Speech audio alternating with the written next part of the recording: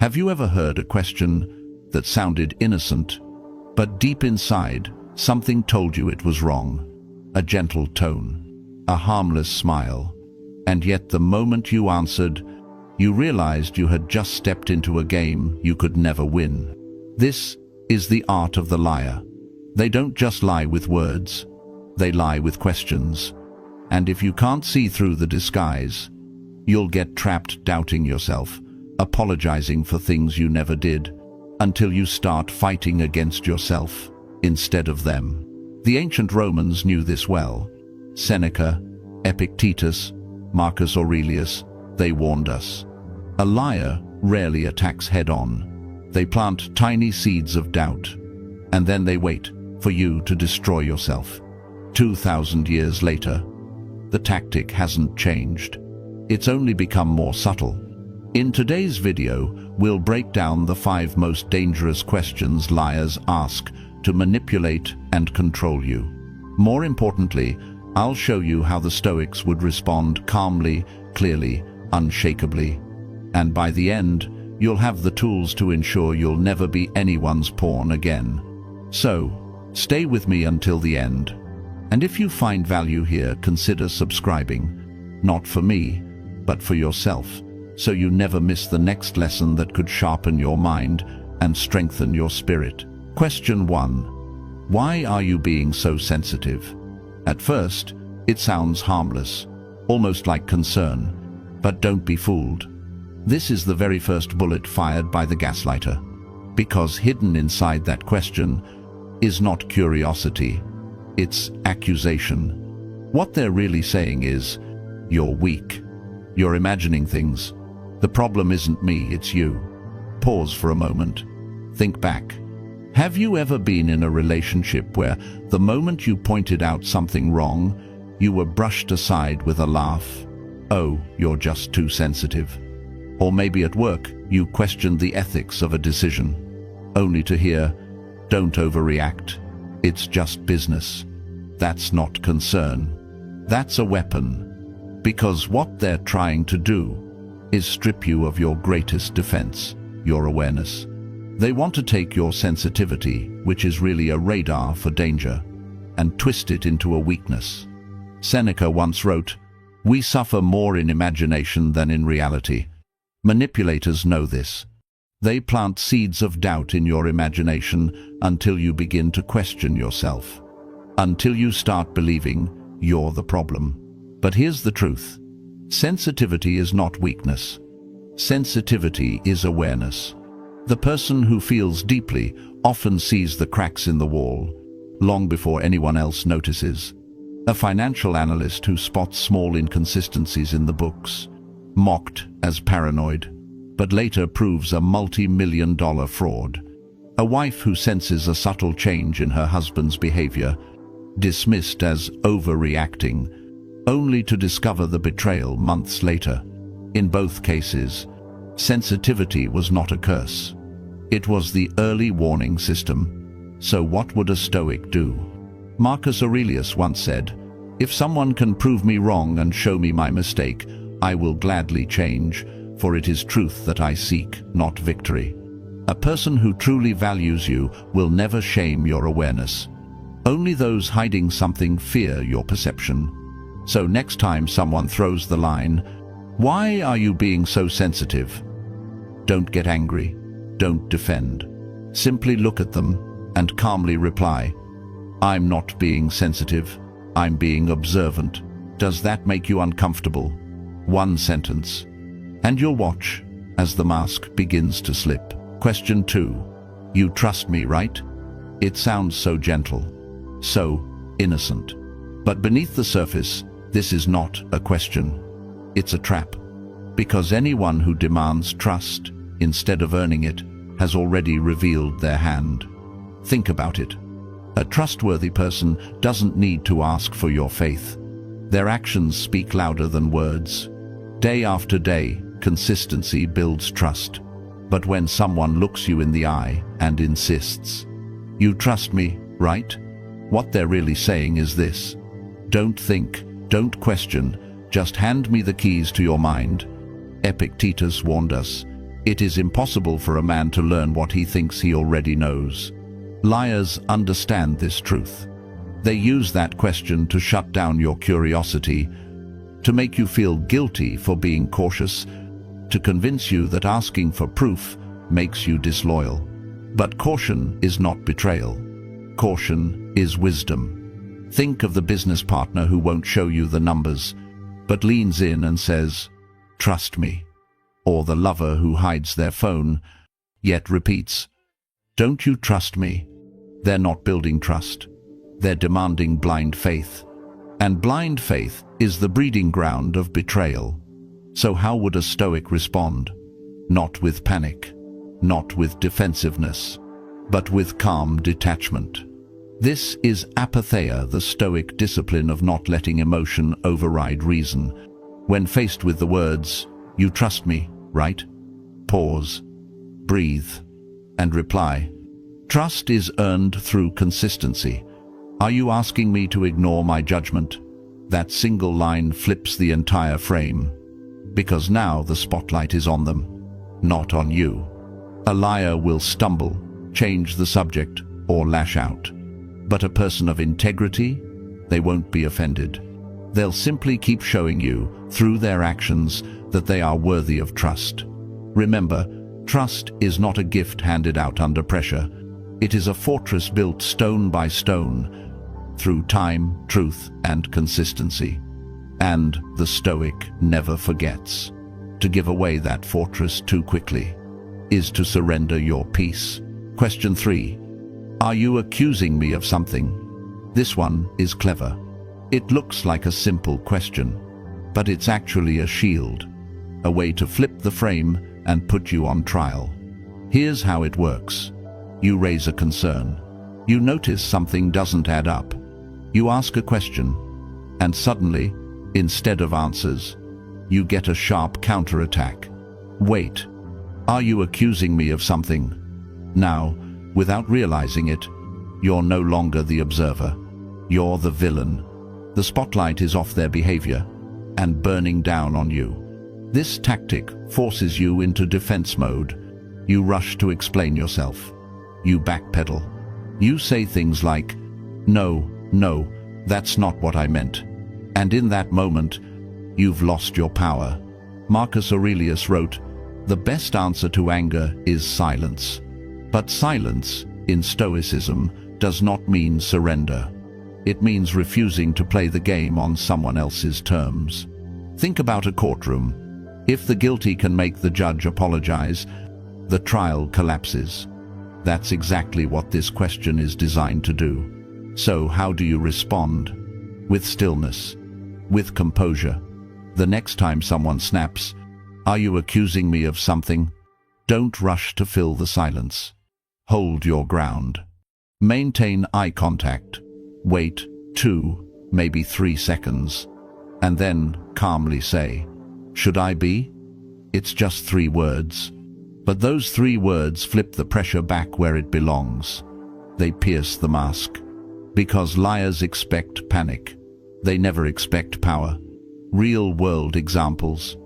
A boss confronted about missing funds. "Are you accusing me of stealing?" A partner questioned about secrecy. "Are you accusing me of cheating?" In both cases, the goal is the same: to turn your search for truth into an attack you must defend. But the Stoic refuses to be baited. He knows that truth does not panic. And wisdom does not apologize for observation. Remember this: the one who asks, "Are you accusing me?" is often revealing more than they realize. Question 4. Would I ever lie to you? This one is poison wrapped in velvet. It sounds tender, almost wounded, as if you've insulted them simply by doubting. But ask yourself this: why would someone need to ask such a question unless they already sensed you were close to the truth? "Would I ever lie to you?" is not really a question. It's theater. It's a performance designed to paint them as noble, and you as cruel for even imagining otherwise. It's not about honesty. It's about guilt. Because if they can make you feel guilty for doubting, you'll stop asking. You'll silence your instincts, and you'll hand them exactly what they want. Blind trust. But the Stoics remind us, truth is never offended by scrutiny. Seneca wrote, "If it is not true, do not say it. If it is not right, do not do it." A person of integrity doesn't need to convince you they're incapable of lying. They let their actions speak, day after day, without fanfare. Think about real life. The partner who hides their messages, then says, "Would I ever lie to you?" The colleague who dodges accountability, but insists, "Come on, would I really lie?" The more they plead innocence, the more you should question what lies beneath. So how would a Stoic respond? Not by taking the bait, not by scrambling to reassure. Instead, with calm clarity. The next time someone asks, "Would I ever lie to you?" Pause. Let the silence work. And then reply, "That's not the question. The question is, would I know if you did?" In that instant, you shift the power. Because liars thrive in fog. They want you blinded by doubt. But your response switches on the floodlight. And once the light is on, the shadows can no longer hide them. Remember, honest people don't fear questions. Only liars do.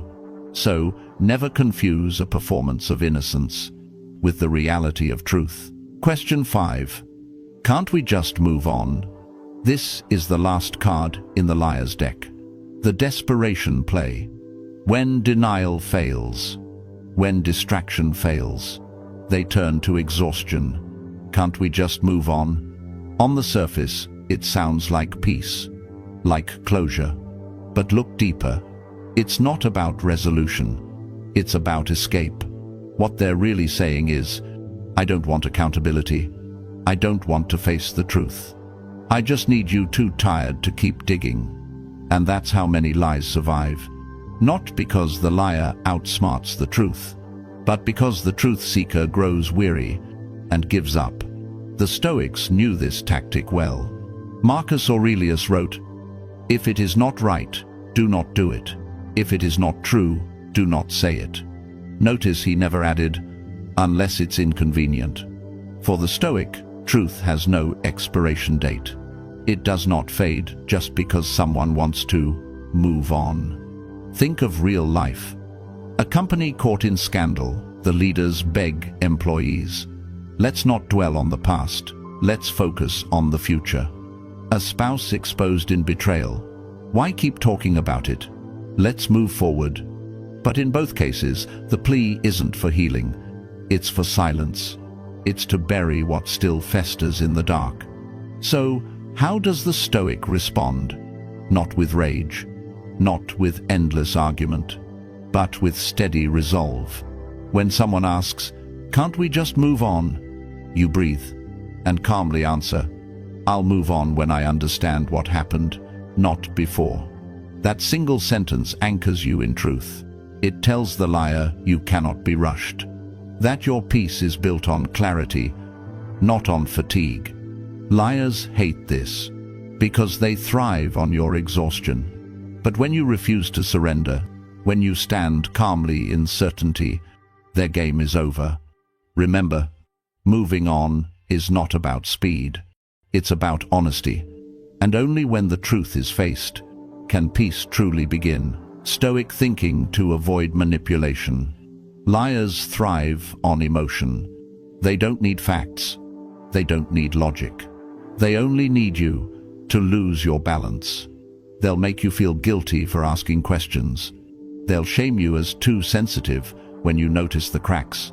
And when guilt and shame don't work, they'll exhaust you until you're too tired to keep searching for truth. That's the battlefield of the manipulator. Not truth, not reason, but emotion. And this is exactly where Stoicism offers a shield. Epictetus taught, "Some things are in our control, others are not."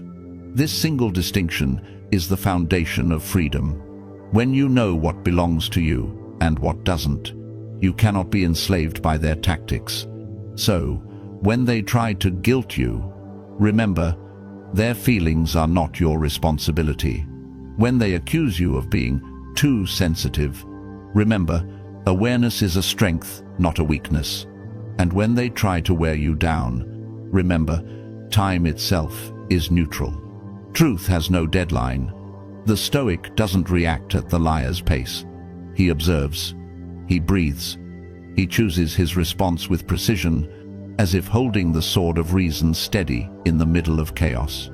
Imagine standing in a storm. Winds howl, rain lashes, thunder roars, but inside you remain unmoved.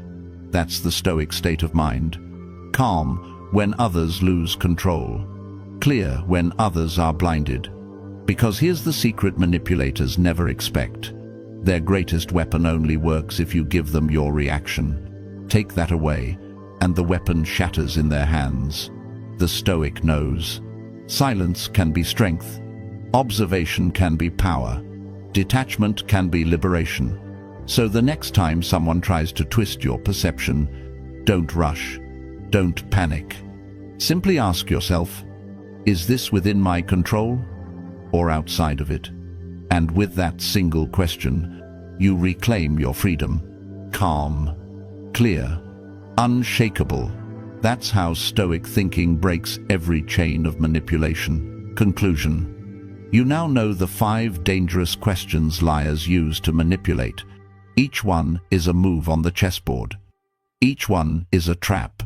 But you are no longer a pawn. You are the player. The Stoic does not need to shout. He does not need to rage.